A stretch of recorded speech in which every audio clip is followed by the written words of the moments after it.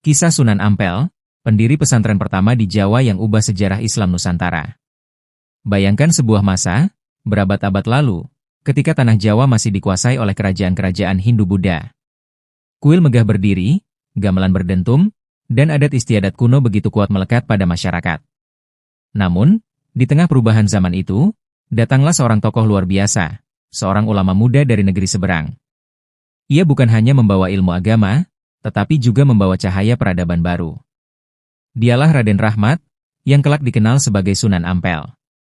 Seorang wali Allah yang meninggalkan tanah kelahirannya demi mengajarkan Islam dengan penuh kebijaksanaan.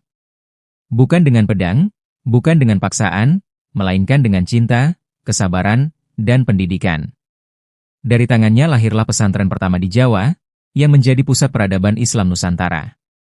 Sebelum kita masuk lebih dalam kisah ini, jangan lupa untuk mendukung channel ini dengan like, share, dan subscribe agar semakin banyak orang yang bisa mendengarkan kisah-kisah penuh hikmah dari sejarah Islam di tanah Jawa. Bab 1. Asal-usul Raden Rahmat. Raden Rahmat lahir sekitar tahun 1401 M, di negeri Champa, sekarang wilayah Vietnam. Ia berasal dari keluarga bangsawan sekaligus ulama. Ayahnya dikenal sebagai Syarif Abdullah, seorang ulama keturunan Arab yang menikah dengan putri bangsawan Champa. Dari garis ayah, Raden Rahmat diyakini masih keturunan Nabi Muhammad, sehingga darah Quraisy mengalir dalam dirinya. Sejak kecil, Raden Rahmat sudah mendapat pendidikan agama yang mendalam. Ia belajar membaca Al-Quran, fikih, tafsir, dan ilmu dakwah dari para ulama setempat. Didikan keras namun penuh kasih sayang itu membentuknya menjadi seorang pemuda yang cerdas, berakhlak mulia, dan berwawasan luas. Namun, dalam dirinya ada satu kegelisahan. Bagaimana Islam bisa menyebar lebih luas, terutama ke Pulau Jawa, yang saat itu masih didominasi Hindu-Buddha? Bab 2. Perjalanan ke Tanah Jawa. Sekitar usia 20-an, Raden Rahmat memutuskan untuk berlayar menuju Jawa. Kapalnya menyusuri Laut Cina Selatan, melewati gelombang besar, hingga akhirnya berlabuh di Gresik. Di sana, ia disambut oleh Sunan Gresik, Maulana Malik Ibrahim, yang tak lain adalah pamannya. Sunan Gresik melihat kecerdasan dan kelembutan hati Raden Rahmat. Ia kemudian diarahkan untuk melanjutkan dakwah di Surabaya, sebuah kota pelabuhan yang ramai dan strategis. Surabaya dipilih karena menjadi pusat perdagangan, tempat berkumpulnya berbagai bangsa, Jawa, Arab, Tionghoa, dan India. Dengan demikian, dakwah Islam akan lebih mudah tersebar. Bab 3. Menetap di Ampel Denta. Tibalah Raden Rahmat di sebuah daerah bernama Ampel Denta, yang saat itu masih berupa perkampungan kecil di tepi sungai Surabaya. Di sanalah ia mulai membangun pusat dakwah sederhana. Dari gubuk kayu yang kecil, ia mengajarkan Al-Quran kepada anak-anak, memberikan bimbingan kepada pemuda, dan menasihati orang tua dengan penuh kelembutan. Seiring waktu, semakin banyak orang datang untuk belajar. Dari berbagai kalangan, baik rakyat jelata maupun bangsawan, semua merasa kagum dengan kebijaksanaannya. Dari sinilah muncul gagasan besar Raden Rahmat, mendirikan lembaga pendidikan Islam yang terstruktur. Bab 4. Berdirinya pesantren pertama di Jawa. Sekitar tahun 1440-an, berdirilah pesantren Ampel Denta. Pesantren ini tercatat sebagai pesantren tertua di Jawa. Disinilah sistem pendidikan Islam formal pertama kali diterapkan. Metodenya sederhana tapi efektif. Para santri tinggal bersama di pondok, belajar Al-Quran, hadis, fikih, bahasa Arab, hingga ilmu kehidupan sehari-hari. Tidak hanya itu, Raden Rahmat juga menanamkan nilai-nilai sosial, gotong royong, kejujuran, dan kasih sayang. Pesantren Ampel Denta kemudian menjadi pusat peradaban baru. Dari tempat inilah lahir kader-kader ulama besar, termasuk beberapa anggota Wali Songo lainnya, seperti Sunan Bonang, anaknya sendiri, Sunan Derajat, dan Sunan Giri. Bab 5. Sunan Ampel sang guru para wali.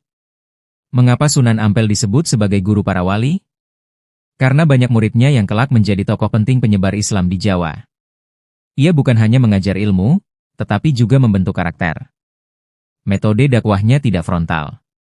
Ia sangat menghargai tradisi Jawa, tidak serta-merta menghapus budaya lama. Misalnya, ia membiarkan wayang dan gamelan tetap digunakan, tetapi diberi nilai Islami. Dengan cara itu, masyarakat tidak merasa kehilangan identitas, tetapi justru menemukan kedamaian dalam ajaran Islam. Bab 6. Peran politik dan strategi dakwah.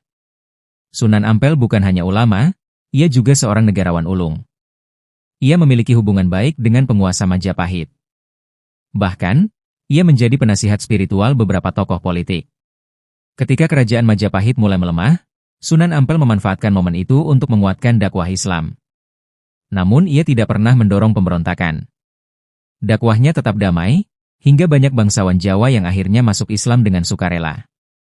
Bab 7, Wasiat Sunan Ampel, Moh Limo. Salah satu ajaran paling terkenal dari Sunan Ampel adalah wasiat Moh Limo, yaitu larangan bagi umat Islam untuk 1. Moh main, tidak berjudi. 2. Moh ngombe, tidak mabuk-mabukan. 3. Moh madat, tidak mengisap candu. 4. Moh maling, tidak mencuri. 5. Moh madon, tidak berzina.